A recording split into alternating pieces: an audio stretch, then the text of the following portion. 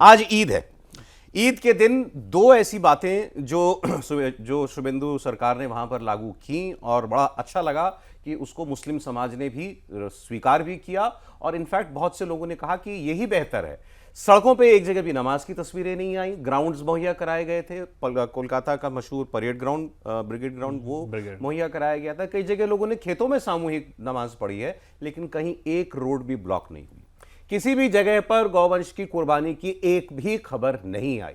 किसी भी जगह पर सड़कों पर बिखरा हुआ खून दिखाई नहीं दिया, कम से कम रिपोर्ट कहीं से नहीं हुआ। ये बंगाल के पिछले 70 आज़ादी के बाद से भी हम कहेंगे कि एक ट्रेंड जो चला आ रहा था उसके बिल्कुल विपरीत था और बंगाल में बदलते शासन व्यवस्था की एक बहुत बेहतर तस्वीर थी। और आज ही के दिन शुभेंदु अधिकारी ने आज ही के दिन को चुना, वो गए और उन्होंने गौ सेवा की है गौशाला में जाकर के ईद के दिन, जब ये खबरें आया करती थी पहले कि गाय कट रही है, गाय की कुर्बानी हो रही है।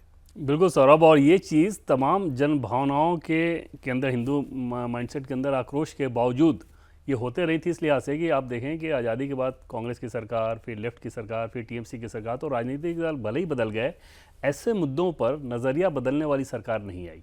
वो एपिजमेंट पॉलिटिक्स का जो आरोप लगता है, वो ऐसा लगता है कि उसी धारा में वो बहते चले जा रहे थे और वहाँ के लोगों ने एक तरह से मान लिया था कि ये झेलना ही है, ये देखना ही है। इस लिहाज से आज जब वैसी तस्वीरें आनी शुरू हुई तो उसमें बहुत सारे लोगों ने आपने देखा होगा कि किस प्रकार से पहले से क्या होता था, अब क्या होता था, इस तरह को लेकर सोशल मीडिया पर अपने रिएक्शन डालने शुरू किए, अपने कमेंट डालने शुरू किए। वो एक सुकून भरी तस्वीर आई और इसमें बिल्कुल ऐसा नहीं था कि किसी के धार्मिक भावना कोई ठेस पहुंच रही है या उनके कार्य में कोई बाधा दी जा रही है। ज़्यादा जैसा कि आपने बताया कि ब्रिगेड ग्राउंड में उतना बड़ा जमावड़ा मौजूद है, तो एक चौराहे पे खड़े हो कि आप उस काम को करें या उससे बेहतर है ना कि वहाँ पे मैदान में जाके करें। तो ये शुभेंदु अधिकारी ने वो जो मॉडल दिया, निश्चित तौर पे बंगाल के लोगों ने दिल खोलकर इसका स्वागत किया। मैंने बहुत सारे लोगों का बयान सुना, आम नमाजियों का, वो कह रहे थे कि हमें शौक नहीं है सड़क पे पढ़ने का, अगर ये व्यवस्था पहले दे दी जाती हमको तो कोई दिक्कत। बिल्कुल सौरभ, उनको ये कैसा अच्छा लगेगा कि सड़क पे बैठ के वो कर रहे हैं और पीछे गाड़ी है, ना सफाई का वहाँ ठिकाना ना कुछ। ऐसा नहीं हो सकता कि उनको भी ठीक लगे, क्योंकि उनको ये नमाज अदा करना ही करना है और वही जगह इसलिए वो कर रहे थे। बेहतर जगह आपने दे दी तो बेहतर जगह से वो कर लेंगे। तो ये सिर्फ उस सरकार का जो माइंडसेट, मैंने आपको कहा कि उसी तरह के माइंडसेट वाली सरकार चलते आ रही थी जिस प्रकार से इस प्रकार की तस्वीर बन रही थी। और सबसे बड़ा हम कैसे भूल सकते हैं कि वो जो तस्वीरें SIR के वक्त दिखना शुरू हुई थी, दोबारा दिख रही हैं। घुसपैठी अपने आप खुद बांग्लादेशी कि हम घुसपैठ करके आए थे, इन्फिल्ट्रेटर हैं, वो बॉर्डर की तरफ भाग रहे हैं अपने पूरे परिवार को लेकर के, सारा सामान लेकर के, और वो बता रहे हैं, हमारे माइक पर बता रहे हैं, हमारे साथी ओंकार सरकार वहीं पर, आज उन्होंने कई घंटे रिपोर्टिंग की, दर्जनों लोगों से बात की। उन्होंने बताया कि बाबा सब कुछ है, फ्लुएंट प्रॉपर हिंदी बोलने वाले लोग, इसका मतलब कितने समय से बसे होंगे यहाँ पर, जो आप बिल्कुल साफ हिंदी बोल रहे थे।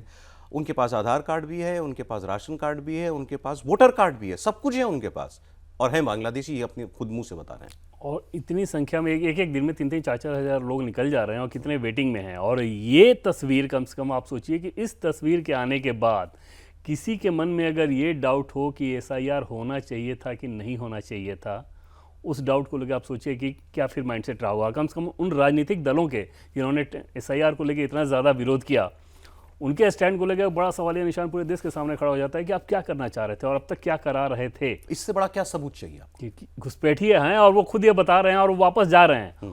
और वैसा तो एक भी घुसपैठिया ऐसा नहीं होना चाहिए कि एक भी विदेशी नागरिक यहाँ पर आके आपके सिस्टम में वोट कर ले। ये कैसे अफोर्ड करना चाहिए देश को? और उसके शुद्धिकरण का कोई काम किया जा रहा है तो उसको अप्रिसिएट करने के बजाय, उसमें साझेदार बनने के बजाय लगातार उसको खारिज किया जाता रहा। और अभी आप हद देखें कि सुप्रीम कोर्ट के फैसले आने के बावजूद वो दूसरी धारा जो है, जो कि इस तरह की लाइन को बढ़ाती, तो अभी भी जारी रख रही है। नहीं, वो तो मैं आपको बताऊं, मैंने 3 बयान में कोट कर सकता हूं आपको। मैं कोई खबर देख रहा था, अभी आपको इससे बात करता हूं, अभी एक और बदलाव की बात करेंगे। सुप्रीम कोर्ट का SIR में फैसला है, सुप्रीम कोर्ट ने कहा SIR बिल्कुल ठीक है, संवैधानिक है और अधिकार है पूरा इलेक्शन कमीशन को ये कार्रवाई करने का।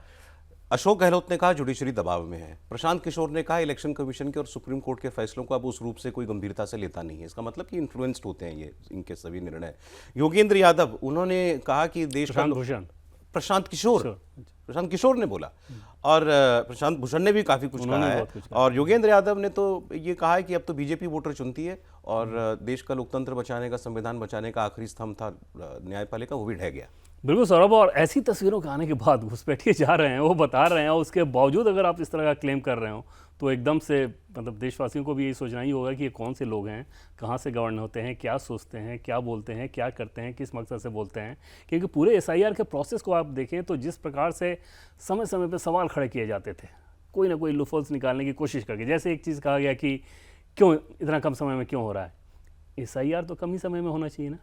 अगर 2 साल पहले आप करा लेंगे तो उस 2 साल में जितने लोगों का निधन हुआ, जितने वोट शिफ्ट हुए, ये सारी चीज़ें कहाँ से आएंगी, कैसे मैनेज होगा ये। लगभग 10% का सौरभ एवरेज आप देखें तो फ़र्क पड़ता है एक साल में। उसमें 3-4%, 2 से 3-4% के आसपास मान लीजिए कि निधन हुआ, कुछ ट्रांसफ़र हो गए, कहीं और शिफ्ट हो गए, इस तरह के सारे डाटा को लेके। उस कंडीशन में अगर आप उतना लंबा वक्त देकर कराएंगे ये एसआईआर, तो फिर जब चुनाव होगा तो उस समय उस वोटर लिस्ट का कोई मतलब ही नहीं। तो कम समय में ही इसको कराना है। हालांकि टीएमसी वाले अभी होपफुल हैं, वो कह रहे हैं कि सुप्रीम कोर्ट का फैसला बिहार को लेकर के आया, हमारे मामले तो अभी चल रहे हैं। हाँ, निश्चित तौर पर वहाँ भी आप देखेंगे कि प्रोसेस और प्रक्रिया तो वही है ना, कि उसमें आप चैलेंज कर रहे थे कि चुनाव आयोग करा सकता है कि नहीं जी, और तमाम तरह के जो सवाल खड़े किए जा रहे थे उसका जवाब तो बहुत आसानी के साथ वो आ गया। बंगाल के बारे में भी वैसे ही आएगा।